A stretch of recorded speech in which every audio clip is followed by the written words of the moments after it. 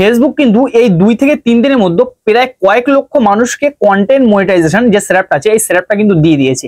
এবার এদের মধ্যে কিন্তু আপনি হয়তো না থাকতে পারেন। এবার কি জন্য আপনার আইডিতে আপনি কন্টেন্ট মনিটাইজেশনটা পাননি সেটার কিন্তু মূল বিষয় আজকে এই ভিডিওতে আলোচনা করব। এবং আমার সাবস্ক্রাইবার যারা আছে তারা কিন্তু পাশে আমার কমেন্ট করছে, কমেন্টটা কিন্তু শো করছি যে 1000 সাবস্ক্রাইবার তারাও কিন্তু কন্টেন্ট যে মনিটাইজেশন আছে তারা কিন্তু স্ল্যাবটা পেয়ে গেছে। এবার এই জন্য ভিডিওটা করতে আজকে লেট হয়ে গেল। আমি কিন্তু 4 থেকে 5টা প্রোফাইল ভিজিট করেছি এবং অনেক 2 থেকে 3 জন শুনেছি যে তারা কি এমন কাজ করেছে যে কন্টেন্ট মনিটাইজেশন সেটা পেয়ে গেছে এত কম ফলোয়ারে।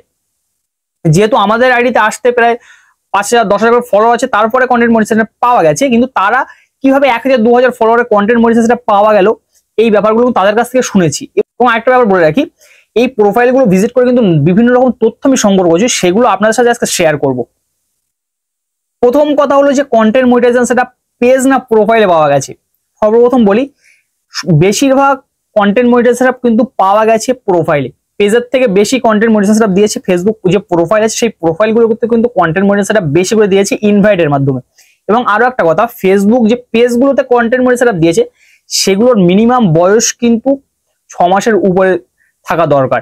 এমন আইডিতে কিন্তু কন্টেন্ট মনিটাইজেশন বেশি দিয়েছে। এবার যদি কারো আইডিতে 6 মাসের থেকে কম বয়স তাও সেখানে কন্টেন্ট মনিটাইজেশন পেয়েছেন সেটা কিন্তু কমেন্ট করে অবশ্যই জানাতে পারেন।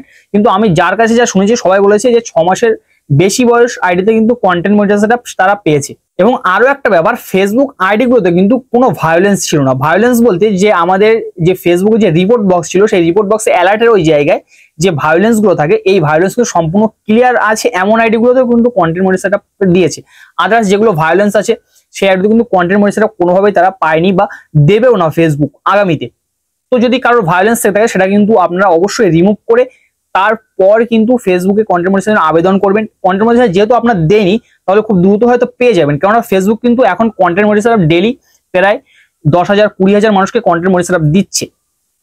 এবার কন্টেন্ট মনিটাইজেশন পাওয়ার জন্য কি ধরনের ভিডিও বা কি ক্যাটাগরির ভিডিও আপলোড করতে হবে, এটা কিন্তু আপনাদের মনে সবথেকে বেশি কোশ্চেন তৈরি করছে যে কন্টেন্ট মনিটাইজেশন পাওয়ার জন্য আমাদের কি ভিডিও তৈরি করতে হবে।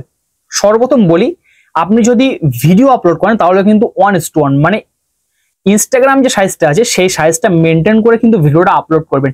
মানে ইউটিউব সাইজ কিন্তু আপলোড করবেন না।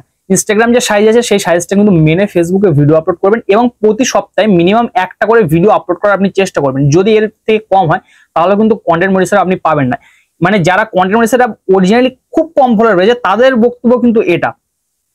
এবং আরো একটা কথা, তারা কিন্তু রিলস ভিডিওগুলো কিন্তু আপলোড করতো। কেমন রিলস ভিডিও আপলোড করতো? প্রতি সপ্তাহে মিনিমাম 3 থেকে 4টা রিলস ভিডিও আপলোড করতো এবং প্রতিদিন টেক্সট কিন্তু নিয়মিত আপলোড, টেক্সট স্টোরি ফটো এগুলো কিন্তু তারা ডেইলি আপলোড করেছে।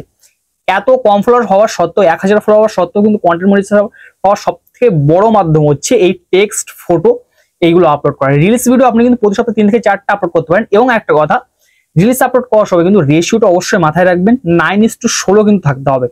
তার থেকে যদি কম হয় মানে আপনি অন্য যে কোনো সাইজ যদি ছাড়েন তাহলে কিন্তু কন্টেন্ট মনিটাইজেশন পেতে আপনার পরবর্তী সমস্যা হতে পারে। কন্টেন্ট মনিটাইজেশন আপনি পাবেনই না হয়তো।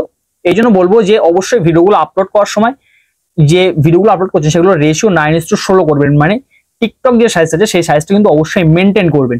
এবার আপনি যে ধরনের কন্টেন্টই আপলোড করুন না কেন সেখানে সেই ভিডিওগুলো তৈরি করার সময় একটু জায়গাগুলো আলাদা করার চেষ্টা করবেন। একই জামা পরে ভিডিও করবেন না।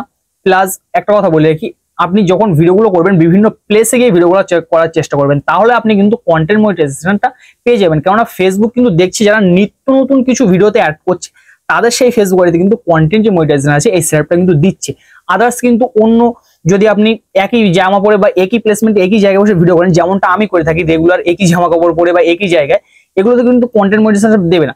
যেহেতু আমার একটা প্রোফাইলে কন্টেন্ট মনিটাইজেশন আছে অনেক আগে থেকে পেয়েছি, কিন্তু সেখানে কিন্তু অনেক ফলোয়ার আছে প্লাস ভিউজ আছে, তারপরে কিন্তু সেখানে দিয়েছিল।